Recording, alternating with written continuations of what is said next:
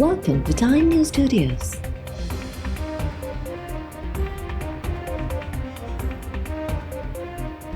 You are watching 1 p.m. Bulletin. Sindh वासियुनि जो तकरारी कयल नालनि ख़िलाफ़ ईद जे 3 ॾींहं बि एहतजाज। नंढनि वॾनि शहरनि में औरतुनि ऐं ॿारनि सूधो हर तबिके जो माण्हू रस्तनि ते निकिरी पियो। मेड़ में केनालनि जी अॾावत ख़िलाफ़ हर मकतब फ़िक्र जो माण्हू सरापा एहतजाज। बिटो जतोई स्टाफ खां घंटाघर चौक ताईं मार्च। घोटकीअ में तकरारी कयल नालनि ख़िलाफ़ शाह लतीफ़ यूनिवर्सिटी कैंपस खां प्रेस क्लब ताईं एहतजाजी रैली। एहतजाज में सिविल सोसाइटी जा नुमाइंदा बि शामिल। नवाबशाह में ॻोठ मोहम्मद सफ़र भंगवार जे रवासियुनि जो तकरारी कयल नालनि ख़िलाफ़ एहतजाजी मुज़ाहिरो। सिंधु दरिया ख़ातिर पंहिंजूं हयातियूं बि क़ुर्बान करण जो ऐलान। कंडियारो में दरिया बचाओ कमेटीअ जे सॾ ते कयल नालनि ख़िलाफ़ एहतजाज। शहर जे मुख्य स्टार चौक ते एहतजाजी कैंप क़ाइमु। भिट शाह खां human rights protection and social justice पारां रैली कढी हाला पुराणा में मेहरान पिकनिक पॉइंट गुलनि जी विरखा सां सिंधु दरिया खे भेटा पेश। कोट गुलाम मोहम्मद में SST ऐं सुजा सग ॿार तहरीक तरफ़ां एहतजाजी मार्च। केनाल समूरा नामंज़ूर, सिंधूअ ते झाड़ू नामंज़ूर जा नारा।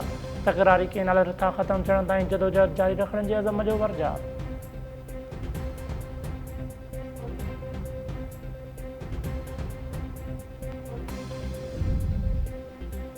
सदर आसिफ अली ज़रदारी जी न्याणी ऐं मैने आसिफा भुट्टो गढ़ी ख़ुदा बख़्श में शहीदनि जे मज़ारुनि ते हाज़ुरी भरण बाद कराची पहुची वई।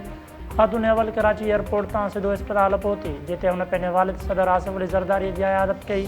सदर आसिफ अली ज़रदारीअ खे गुज़िरियल ॾींहुं तबियत ख़राब थियण सबबि नवाबशाह खां कराची जे हिकु निजी इस्पताल में दाख़िल कयो वियो हो।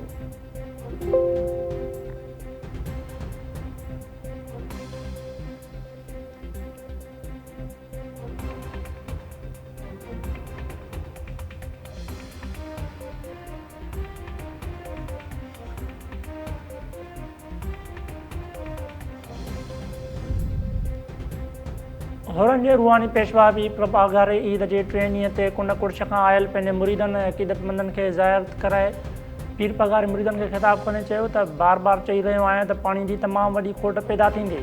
ज़मीनदार पंहिंजे फसलनि खे पाणी बि ॾेई न सघंदा। एग्रीकल्चर वारनि खे माहौल बाबति ॼाण न आहे त हू असांखे किथां ॿुधाईंदा। मुल्क में महांगाई जी सतह वधीक वधंदी।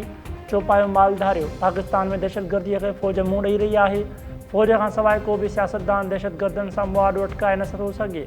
फ़ौज असांजी आहे, असां फ़ौज जा आहियूं।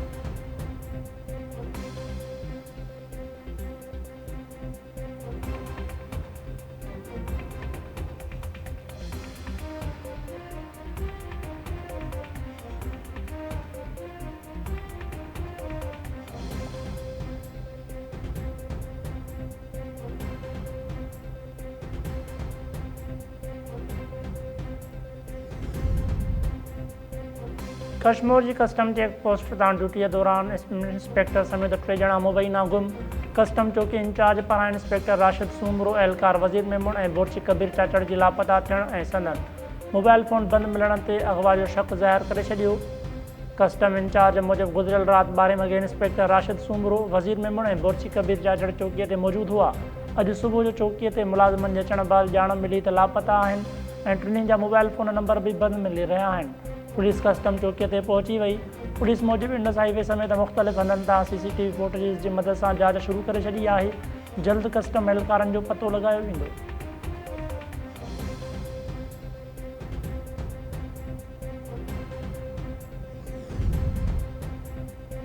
सठ मेल भरिसां 2 वरनि जे ॿार जो लाश ऐं औरत जे मुंडी हथ। शाख मां बोरी बंदि लाश हथ अचण ते ॻोठ तावला शाह ऐं भर पासे ॾहकाओ। पुलिस मूजिबि जवाबदारनि औरत ऐं ॿार खे क़तल करे बोरी बंदि लाश शाख में उछलाए छॾिया। इलाइक़े में चोॿोल आहिनि त 2 महीना अॻु दौड़ भरिसां औरत खे कारा इल्ज़ाम हेठि क़तल कयो वियो। गंबट वेझो कोच ऐं कार विच में टकर। वज़ीरिस्तान वासी ख़ानदान जा 3 भाती फ़ौत, 4 ॼणा ज़ख़्मी। कोट घेलपुर वटि क़ौमी शाहराह ते हादिसो। वज़ीरिस्तान ईंदड़ कार सवारनि मां 3 ॼणनि थॾे ते दम ॾेई छॾियो।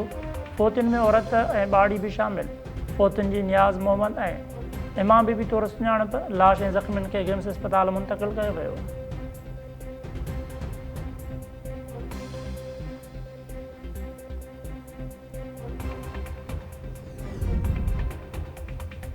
हैदराबाद जे इलाइक़े फुलली मां गुमजल ॿाड़ीअ जो गटर नाले मां लाश हथ। ओसड़ीअ जे इलाइक़े मां 6 वरनि जी शोगना कोहलीअ जो हथ आयल लाश सिविल इस्पताल मुंतक़िल। बारिश उगना खुली गुज़िरियल ॾींहुं फुलेली जे पुराणे पावर हाउस वारे इलाइक़े मां पुरसरार नमूने गुम थी वई हुई।